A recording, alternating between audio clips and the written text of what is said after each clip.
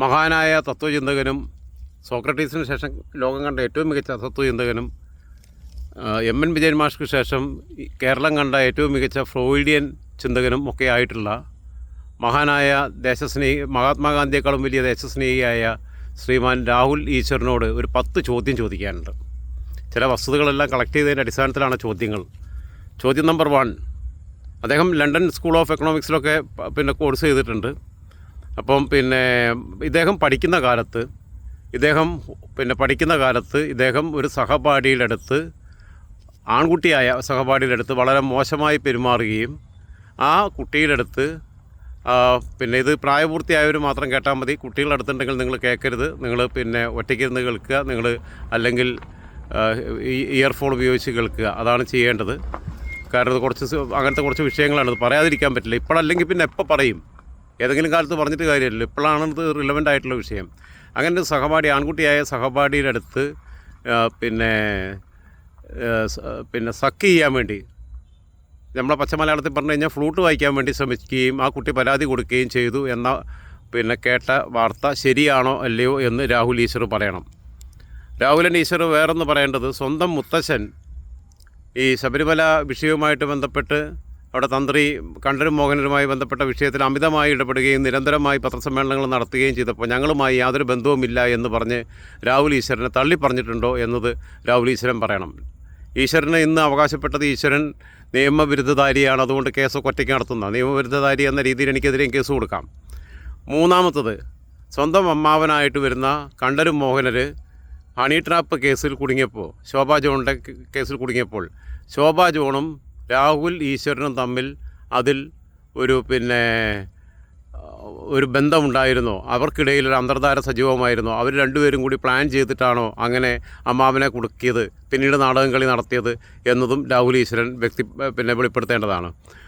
അടുത്ത ചോദ്യം, 4ാമത്തെ ചോദ്യം, മുന്നോക്ക സമുദായ സംരക്ഷണ സമിതി എന്ന രീതിയിലൊരു സമിതി രാഹുൽ ഈശ്വരൻ രൂപീകരിച്ചിരുന്നോ? ഒരു ഹിന്ദുമത വിശ്വാസിക്ക് എങ്ങനെയാണ് മുന്നോക്ക സമുദായ സംരക്ഷണ സമിതി രൂപീകരിക്കാൻ പറ്റുന്നത്? ഇപ്പോൾ അവിടെ നിന്നൊക്കെ വിട്ടിട്ട് ഇപ്പോൾ ലോക സമസ്തോ സുഖിനോ ഭവന്തു എന്ന് പറഞ്ഞ് ലോകത്തുള്ള സർവ്വ മനുഷ്യന് ശാന്തി സമാധാനം പറഞ്ഞുകൊണ്ട് എല്ലാവരുടെയും ആളുകളായി പ്രോ ഇസ്ലാമിക് ഗ്രൂപ്പുകളുടെ വരെ വക്താവായിട്ട് മാറിക്കഴിഞ്ഞ രാഹുൽ ഈശ്വരന് എപ്പോഴാണ് വെളിപാടുണ്ടായി, അങ്ങനെ മാറ്റമുണ്ടായതും എന്തിനാണ് മുന്നോക്ക സംരക്ഷണ സമിതി രൂപീകരിച്ചതും എന്ന് രാഹുൽ ഈശ്വരൻ പറയേണ്ടതുണ്ട്.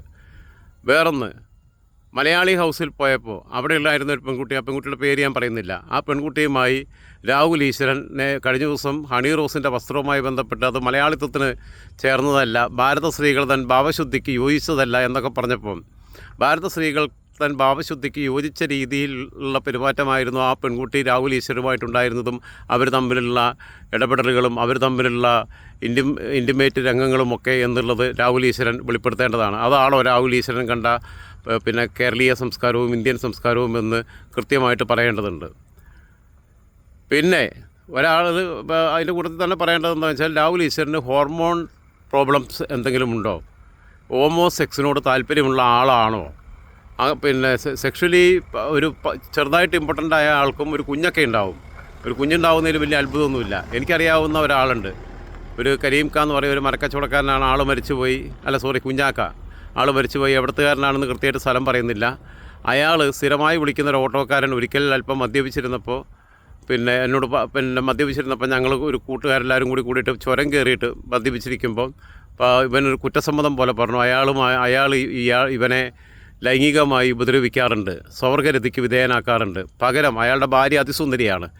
ഇയാൾ സിറ്റൗട്ടിൽ കാവലിരുന്ന അയാളുടെ ഭാര്യയുമായി ഇവനെ സെക്സിൽ ഏർപ്പെടാൻ അനുവദിക്കാറുമുണ്ട്. കൊടുക്കൽ വാങ്ങലാണ്, ബാർട്ടർ സമ്പ്രദായമാണ്. അത്രയും സുന്ദരിയായ ഭാര്യ ഉണ്ടാകുമ്പോൾ അയാൾക്ക് അതിലല്ല താല്പര്യം, ഈ ചെറുപ്പക്കാരനിലാണ്, സ്വവർഗരതിയിലാണ് താല്പര്യം. അത്തരം അഭിരുചികളിൽ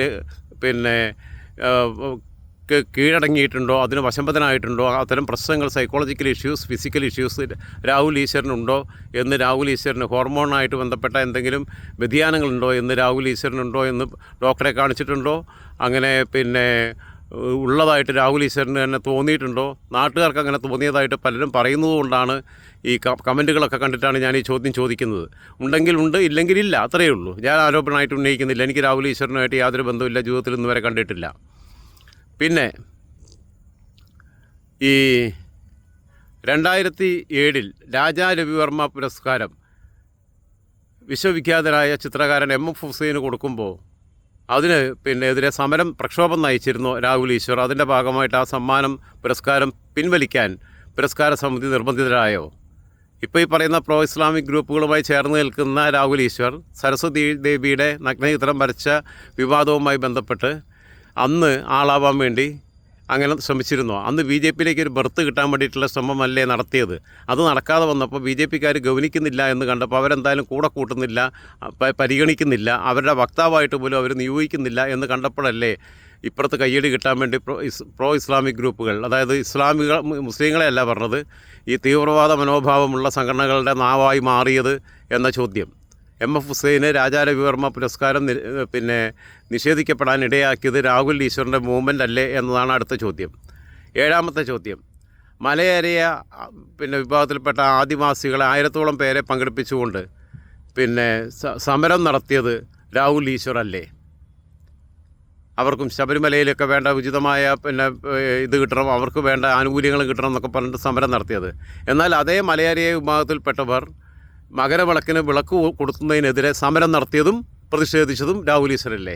അതായത് ഡബിൾ ഗെയിം അല്ലേ കളിച്ചത്? ഒരു വശത്ത് അവരുടെ കൂടെ ഇരയ്ക്കൊപ്പം നിൽക്കുകയും മറുവശത്ത് അവരെ ഇരയായി തന്നെ കണ്ട് വേട്ടക്കാരൻ്റെ വേഷം കെട്ടുകയും ചെയ്തത് രാഹുൽ ഈശ്വരനല്ലേ? ഇത് രണ്ടും ഒറ്റ ചോദ്യമായിട്ടാണ് ചോദിച്ചിട്ടുള്ളത്.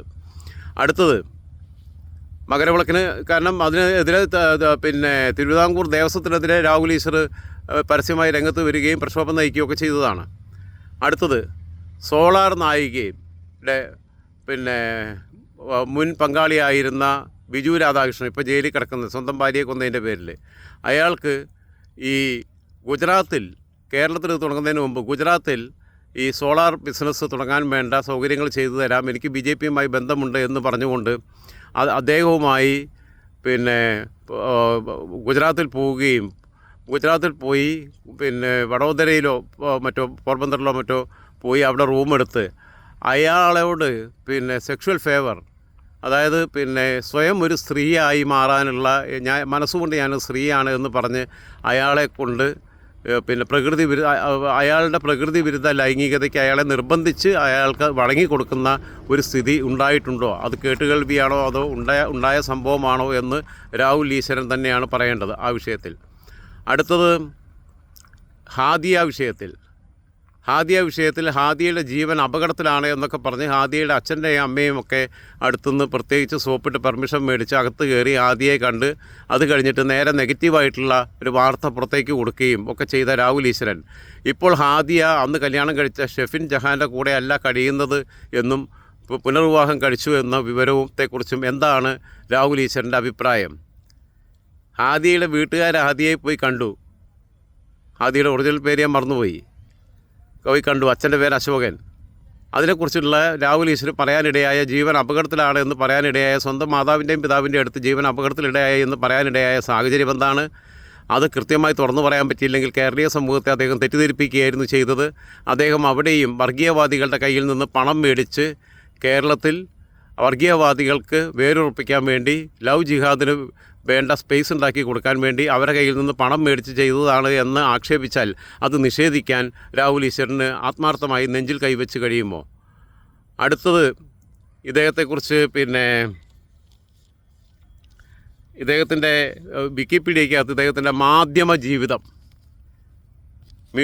പ്രൊഫഷണൽ ലൈഫ് അതിനകത്ത് കൊടുത്തിട്ടുള്ളത് അദ്ദേഹത്തിന് മലയാളി ഹൗസാണ് ആദ്യം കൊടുത്തിട്ടുള്ളത്. മലയാളി ഹൗസിൽ പങ്കെടുക്കുന്നത് എങ്ങനെയാണ് മാധ്യമ പ്രവർത്തനത്തിൻ്റെ ഭാഗമായി മാറുന്നത്? ബഡായി ബംഗ്ലാവിൽ പങ്കെടുത്ത നമ്മുടെ ധർമ്മജൻ ബോൾഗാട്ടി നാളെ കേരളത്തിലെ ഏറ്റവും മികച്ച മാധ്യമ പ്രവർത്തകനാണെന്ന് പറഞ്ഞാൽ എങ്ങനെയാണ് അംഗീകരിക്കുക? കാരണം അതൊരു മീഡിയമാണ്. ആ മീഡിയയ്ക്കകത്ത് ഒരു പരിപാടി അവതരിപ്പിക്കുന്നു. പക്ഷേ മിമിക്രി അവതരിപ്പിക്കുന്നതും മലയാളി ഹൗസിൽ പോയി കോപ്രായം കാണിക്കുന്നതും ബിഗ് ബോസിൽ പോയി കോപ്രായം കാണിക്കുന്നതും ഒക്കെ എങ്ങനെയാണ് മാധ്യമ പ്രവർത്തനത്തിൻ്റെ പരിധിയിൽപ്പെടുന്നത്? ഇത് സ്വാഭാവികമായി ഗൂഗിൾ അങ്ങനെ എഴുതിയെടുക്കാൻ സാധ്യതയില്ല. ആരെയെങ്കിലും സ്വാധീനിച്ച് ഗൂഗിളിലുള്ള ഇത്തരം കാര്യങ്ങൾ, ഈ പേജുകൾ ഹാൻഡിൽ ചെയ്യുന്ന ആളുകളെ സ്വാധീനിച്ച് രാഹുൽ ഈശ്വർ അങ്ങനെ എഴുതി ചേർത്തതാണോ? അല്ലാതെ പ്രൊഫൈലിൽ വേറെ കൂടുതലൊന്നും ചേർക്കാനില്ലല്ലോ. അല്ലാതെ ചേർക്കാനുള്ളത് എന്താ? തലയിൽ ഷഡ്ഡിയുടെ എലാസ്റ്റിക് കെട്ടി നടക്കുന്നവൻ, പ്ലാൻ ABC ഉണ്ടായിരുന്നു, ടാർപ്പായ പൊതിഞ്ഞ് മാലിന്യ വണ്ടിയിൽ എന്നെ കൊണ്ടുപോയി എന്ന് പറഞ്ഞ് മോങ്ങുന്ന ഫോട്ടോ, ഇതൊക്കെയല്ലേ ഉള്ളത്. അപ്പോൾ എന്തായിരുന്നാലും ഈ ആളൂർ വക്കീലിനെ പോലെ തന്നെയാണ്. ആളൂർ വക്കീലിൻ്റെയും പിന്നെ ഒരു പരിധിവരെ പി സി ജോർജ് ഇപ്പോൾ നന്നായത് ബി ജെ പിയിൽ എത്തിയിട്ടാണ്. മറ്റേത് വായി തോന്നുന്ന വാ പോയ കോടാലി പോലെ തോന്നുന്നതെല്ലാം പറയുന്നത് ബി ജെ പിയിൽ അതെടുത്ത് പറഞ്ഞു കഴിഞ്ഞാൽ ചെവിക്ക് പിടിച്ച് പുറത്താക്കും. അതുകൊണ്ട് ഇപ്പോൾ ബി ജെ പിയിൽ അടങ്ങി ഒതുങ്ങി നിൽക്കുന്നുണ്ട്. ബാക്കിയുള്ളത് ഇടതു മുന്നണിയുടെ കൂടെ ആകുമ്പോഴും യു ഡി എഫിൻ്റെ കൂടെ ആകുമ്പോഴും എന്ത് തോന്നിയാസം കാണിച്ചാലും ചോദിക്കാനും പറയാനും ഒരു പട്ടിയില്ല. അതേമാതിരി ബി ജെ പിയിൽ കളിച്ചു കഴിഞ്ഞാൽ വിവരം അറിയാം. അതൊരു കേഡർ പാർട്ടിയാണ്. അതുകൊണ്ട് ഇപ്പോൾ അയാൾ കുറച്ച് അടങ്ങി ഒതുങ്ങിയിരിക്കുന്നുണ്ട്. വല്ലാതെ വൃത്തികെട്ട വർഗീയത പറയാനും വല്ലാതെ ഈ പെണ്ണുകേസിലെല്ലാം പിന്നെ പ്രതികൾക്ക് വേണ്ടി വക്കീലായിട്ട് വാദിക്കാനും ഒന്നും വരുന്നില്ല.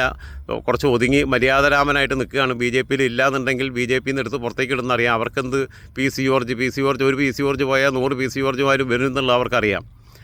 അതേപോലെ പി സി ജോർജിനെ പോലെ ആളൂർ വക്കീലിനെ പോലെ ഈ കണ്ണിൽ കണ്ട വൃത്തികേട് കാണിക്കുന്നവന്മാർക്ക് വേണ്ടി മാത്രം സംസാരിക്കാൻ നാക്ക് പണയം വെക്കാൻ എങ്ങനെയാണ് രാഹുൽ ഈശ്വറിന് തോന്നുന്നത്?